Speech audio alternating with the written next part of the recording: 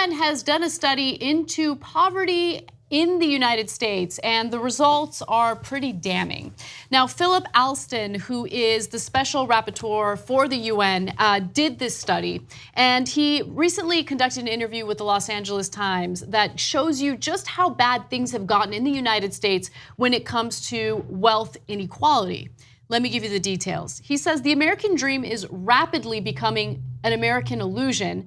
The equality of opportunity, which is so prized in theory, is in practice a myth, especially for minorities and women, but also for many middle-class white workers.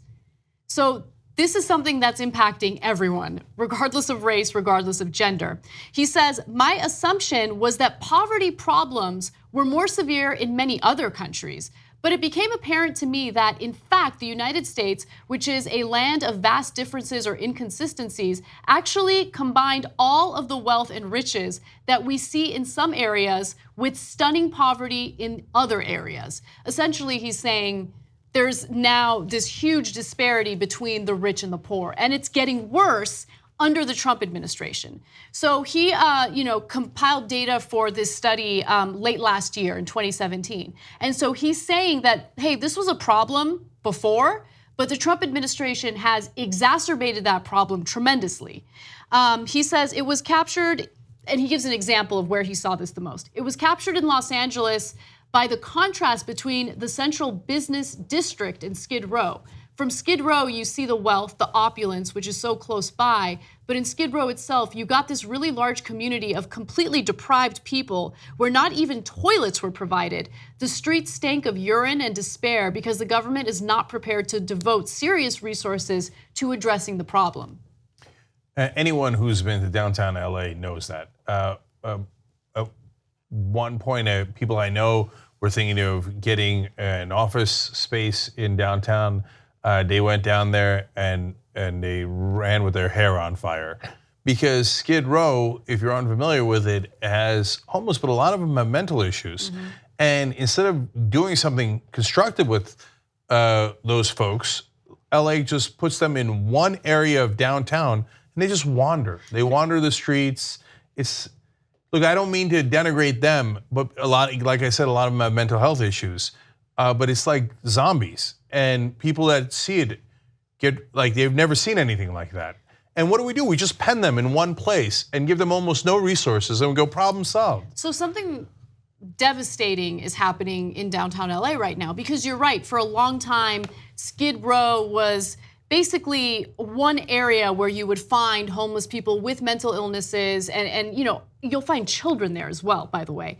But what's happening is there are huge developments throughout downtown LA, and there are luxury condos or luxury apartments, and the developers know that no one's going to want to buy those expensive properties if you have Skid Row right beside them.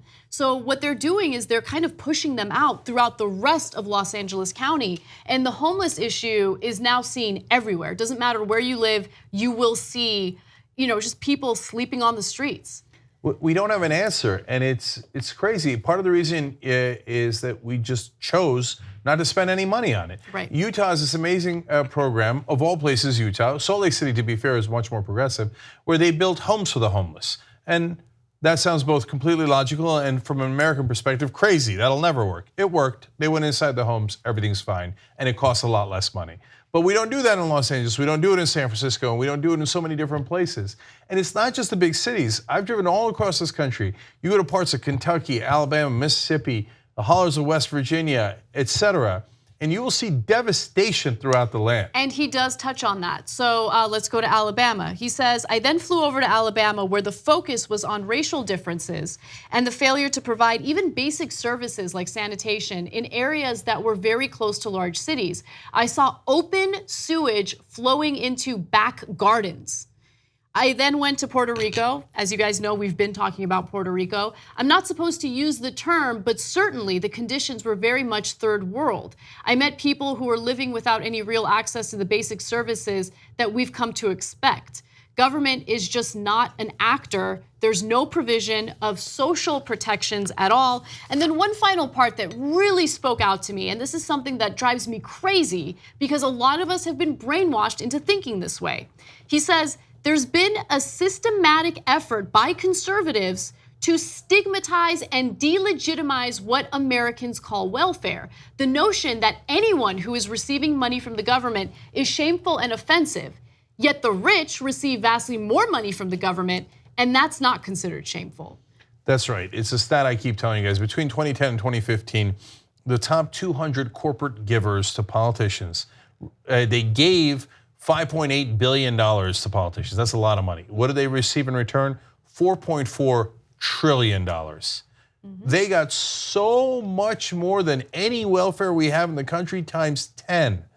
And why? Because we have encouraged and accepted corruption. And the corruption does not go to the poor and the powerless. It goes to the rich and the powerful.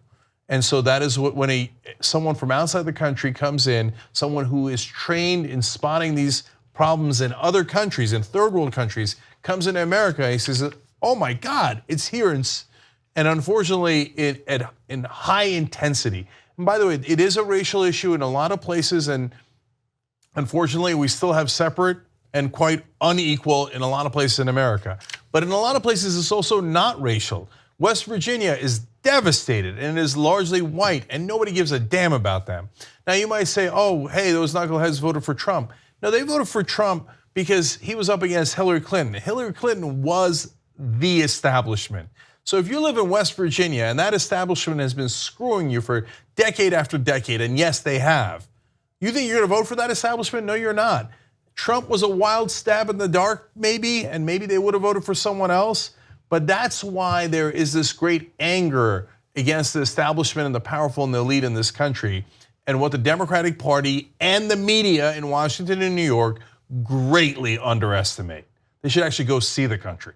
2 easy ways to follow the Young Turks. One is hit the subscribe button down below, then you're a TYT subscriber. And second is ring the bell. And when you do that on YouTube, you're notified of our videos.